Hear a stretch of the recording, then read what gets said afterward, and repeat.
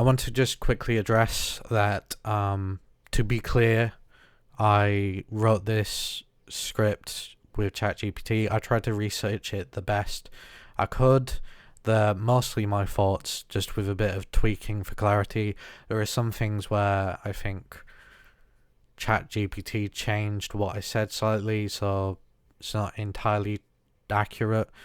But most of it is accurate in my thoughts, and I just thought I'd say that before I begin. Hey, I've thought a lot about whether I should say this, because I make music. I don't really do politics, at least not often. But I do have political views, even if I don't know exactly where I land on the spectrum. And I think it's only fair to be upfront about my own potential biases. Just to be clear, I identify as asexual and probably non-binary. I believe in equality for everyone, and I think that matters. Because when you speak up about these things, it helps people understand where you're coming from. Now, I know speaking up can cause division. Some people will agree, some won't, and some will tell me to stick to the music, and some will tell me to quit the music because they don't like my music. But I also know that staying silent isn't always the right thing to do, especially when I have a strong sense of justice, and when staying quiet can feel like letting hate pass by unchallenged.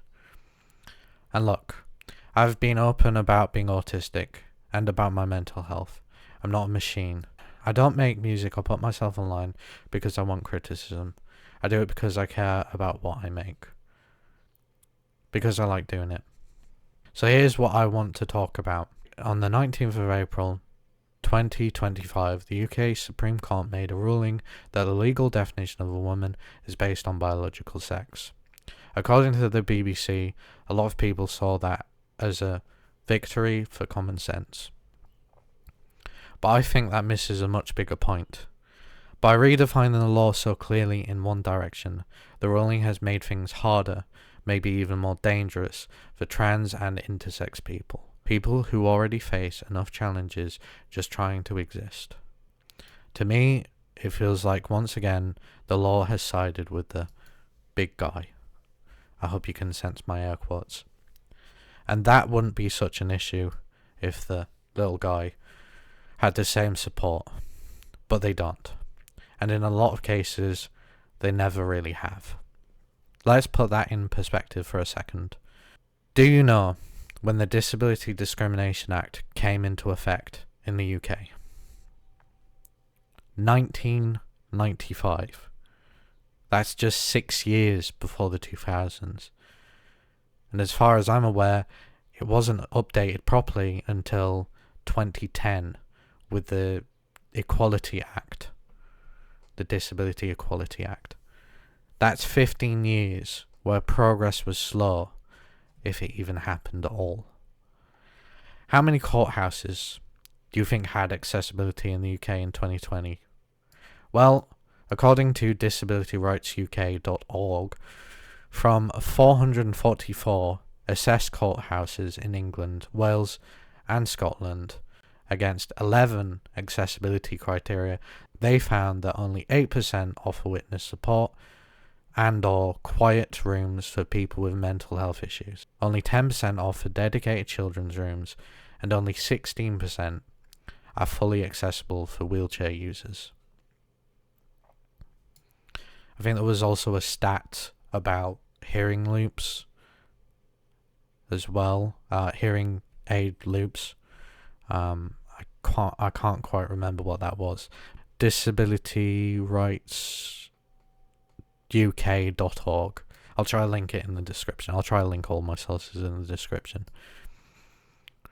And in the US, I saw a video recently by the civil rights lawyer where police arrested Charles Reed, a man who'd been paraplegic for 25 years for allegedly kicking down a door, assaulting someone, and fleeing on foot. It sounds absurd, right? But it happened. Even when disabilities are legally recognised, vulnerable people still get mistreated. So how do you think it's going to be for a minority group that isn't even protected by law in the same way? We already saw what happened when Rishi Sunak shared his opinion on gender. A few days later, Brianna, I'm sorry I can't remember her name, was killed by two teenagers, and I think there's a very strong link between Rishi Sunak saying what he said and then them doing that horrendous, horrible act. And I feel very sorry for the family who had to deal with that. How much backlash and division it created. But what gets lost in all that noise is this. Most people on the LGBTQIA plus spectrum aren't trying to start a culture war. They're just trying to live without being judged, attacked, or killed for who they are. They're a minority as well. There's not that many of them. And I find it strange that so many people still dismiss the idea of a spectrum entirely. Life is a spectrum. Am I the same as you? No. You're not the same as the person sitting next to you either.